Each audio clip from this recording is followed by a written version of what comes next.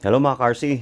Ito palang aking WL Toys F959S3 channel glider ay buhay pa. I mean, flyable pa pala. Kala ko kasi may nangyaring ano dito, yung parang nawalan ng control tapos di ko magalaw yung mga control surfaces niya before. So akala ko is busted na yung receiver niya, yung board. So inisip ko kailangan palitan ng panibagong board to. Pero nung tinry ko ulit, ayun, okay pa pala. Kaya naisipan kong paliparin ulit tong WL Toys F959S. So ito nga pala yung bagong version ng glider na F959 kasi meron na siyang stabilization. Yung S stands for stabilization. Meron na siyang 6 axis stabilization. Pero pwede mo ring ma-off yung ano niya, ma-turn off yung stabilization niya. But today yung ginagawa ko ay naka-on lang yung stabilization. So maganda pa rin yung lipad niya. Swabe pa, ayun no. Tapos medyo may hangin dito na konti, slightly breezy day. Pala. Magandang ano, magandang iharap sa hangin to. I mean yung lipad niya na ayun, inan ng ibon, sinunod ng ibon. Sinundan kala niya tropa niya or pagkain. Anyway, going back, sabi ko, magandang to, parang paliliparin mo against the wind. Kasi parang umaano siya, parang nag-glide lang siya, parang nag-hover siya. Madaling sabi. Parang nag-hover lang siya sa ere. Pagka binaba mo yung throttle niya. Then, elevator lang gagawin mo. So far, maganda pa yung lipad niya. Oh. Yun, ganda oh. 3 channel nga lang, medyo magalaw. Kasi maliit yung niya, yung wing niya, hindi siya ganun kalapad, pero super smooth pa rin. All the while, kala ko talaga wala na. Sabi ko baka sira na yung niya. Yung receiver board niya. So kaya nangyari, naghanap na rin ako ng receiver board nito sa ibang online shopping platform. Pero wala akong nakita. Tapos sinubukan ko ulit kagabi.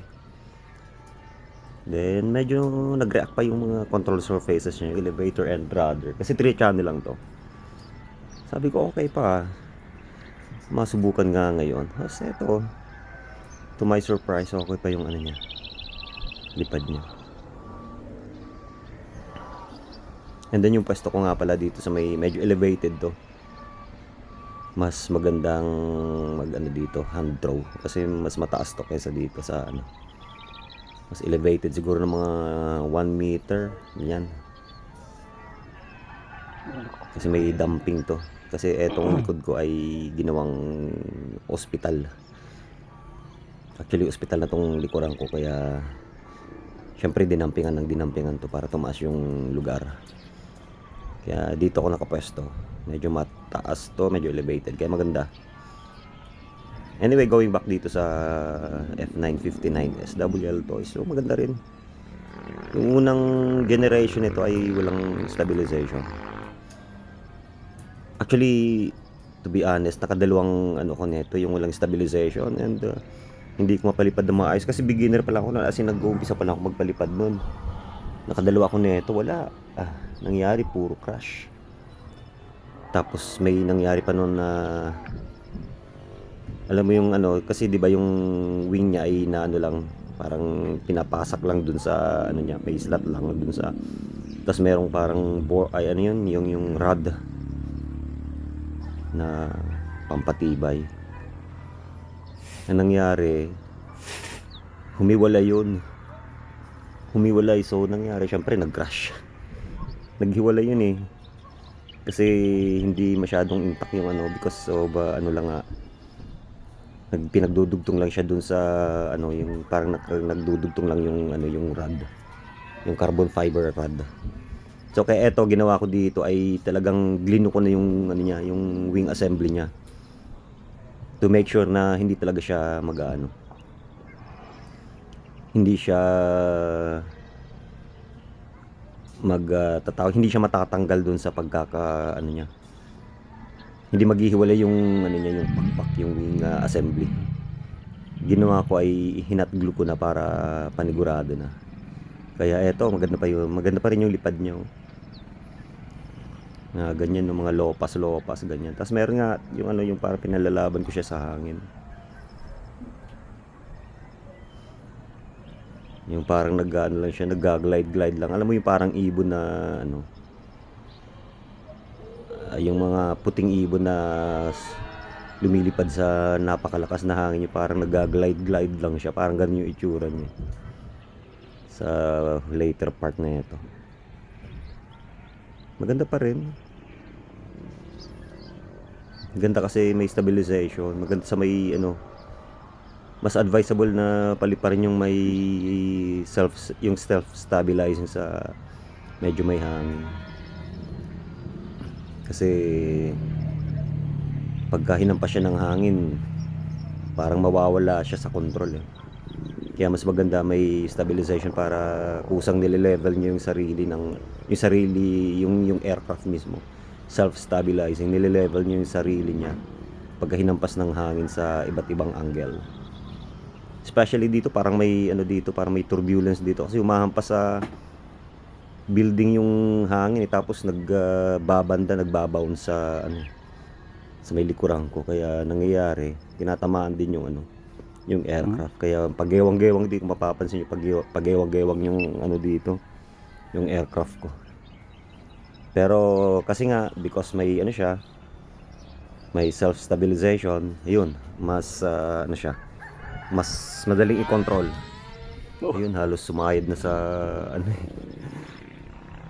halos sumayad na sa lupa yung ano, yung aircraft, eh. Kakatuwa pa rin, ano, masaya pa rin tong WL2S F959S. Although wala na akong masyadong nakikitang papalipad nito kasi ano talaga, medyo matagal na to. Hindi na siya latest, pero so far for fun flying lang, still you cannot discount this kind of RC plane, 3-channel glider. Still hard to discount this RC plane, this flyer. Maganda pa rin. Flies on or run on 2S battery, 300 milliamperes, I guess. Medyo magaan nga, eh, kaya yung 300 milliamperes magaan yung ano niya. Very lightweight, kaya ang nangyayari na ano siya, eh, parang nabubuli lang siya ng hangin, eh, ng breeze. Nabubuli lang siya, eh. Meron akong medyo mabigat-bigat na ano, na battery, 400 milliamperes yata, hindi ko lang nagamit sa anong to, sa palipad na to. Next time gagamitin ko. Ganda pa rin, oh. Suabe pa rin. Tapos eto nga yung sinasabi ko na ano,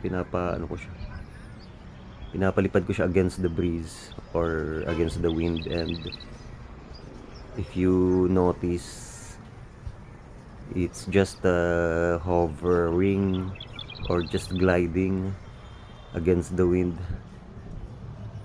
Lumalaban siya sa hangin. Maganda. Yun nga, parang ibon na, yung mga puting ibon na ano, na malalapad yung wingspan niya, tapos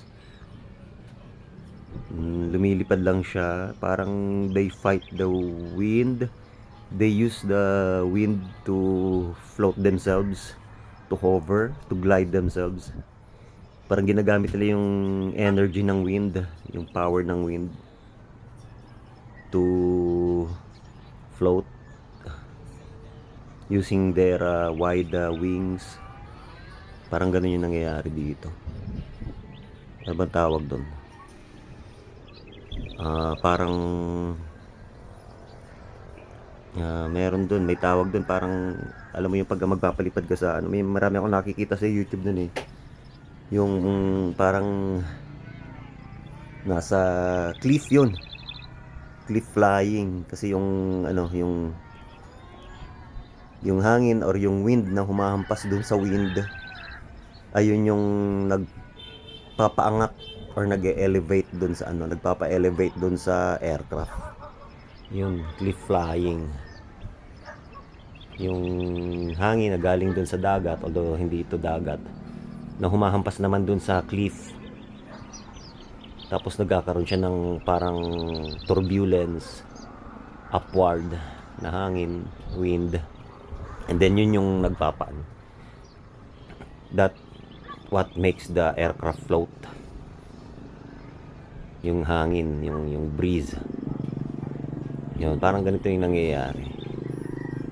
Pero mas maganda yata pagka medyo malakas at medyo mataas yung lugar para feel na feel mo talagang cliff flying talaga yung yung ginagawa mo. But eto kasi hindi ganoon kataas yung yung elevation. Siguro mga 1.5 meter lang yung elevation ng lugar na kinatatayuan ko. But yun nga, yung hangin ay humahampas dito sa building kasi ang likod ko. Humahampas diyan. And parang nagugulo yung current ng wind. So nagki-create ng turbulence. Yun naman yung tumatama dito sa sa aircraft. Pero good thing ay lang yan, mahina. Hindi ganun kalakasan, kaya still under control pa rin yung aircraft. 3 channel. Yeah, minsan mga natin magalaw parang gumegewang-gewang kasi nga yung niya kasi yung wing assembly niya kasi yung wing niya mismo ay di ganun kalapad. Mahaba siya pero manipis, makitid, narrow. Kaya siguro yung hindi siya ganun ka-stable. Hindi siya ganun ka-stable because of the very narrow wing. But anyway, ganun pa rin, maganda pa rin paliparin to. So napaka pa rin, sobrang mag-e-enjoy ka pa rin kung purely fun lang yung mo, yung habol mo, fun and mag-enjoy ka. If you just want to enjoy, if you want to enjoy the hobby, then pwede na to. Magandang rin to, magandang pampalipas oras. Sobrang enjoyable din paliparin to. Saka maganda dito yung niya, yung lalapagan niya is grass, all grass, kaya hindi madadamage yung yung aircraft mo. Pero panoorin niyo kung paano ko to pinaland. Sumuksok to sa ilalim ng aking sidecar kasi nahirapan nga akong tansyahin yung niya, yung pagland niya kasi may nga eto kasi nga para may turbulence nga, yung hangin na humahampas sa building ay yun yung nagkokos ng turbulence, yung parang iba-ibang direksyon ng hangin ang nangyayari. Hindi na sa isang direksyon lang humahampas yung hangin because of this building yan, diyan tumatama yung hangin. So nangyayari parang iba-ibang angle, nagugulo yung current ng hangin iba-ibang direksyon yung tama ng hangin, kaya hirap ding to i-land. Ayun dito, tingnan mo, sumuksok siya sa ilalim ng aking sidecar. Ayun na, oops, one more time. Ayun, na-miss ko yung pag-land niya by the way, hand catch ko sana yun, kaso medyo lumayo ng konti, hindi ko naabot. Di inabot ng aking di inabot ng aking kamay or braso. Inano ko yun sinubukan kong i-hand catch pero hindi inabot Ito pa, may isa pang dito. Ito yung sumuksok sa ilalim, dumiretso sa ilalim ng aking sidecar. Ito dito, ayan Ito yun dito. Tinignan ko na muna kung may dadaan na sasakyan kasi daanan to ng sasakyan tricycle, kotse,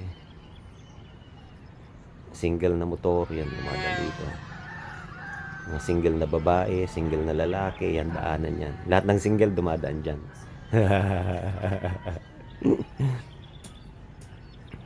Eto na yata yung part na ito. Ayan, tinignan ko na muna. I make sure na walang madadamage or tatamaan na tao or sasakyan, I make sure na clear yung area before landing for safety reasons, safety purposes. Eto na yung sumuksok sa ilalim ng aking sidecar. Tagal eto, panoorin nyo mga ka-RC. Eto na, ayun, ayun, dumiretso. Buti na lang hindi tumama sa bakal Ayan, ganyan kalakas yung hangin dito. Ayan, pinakita ko pa. Ayan yung flag. Tingnan mo naman kung gaano kalakas yung hangin. Ayan, may kalakasan talaga. Ayan, tingnan nyo yung lakas Di ba?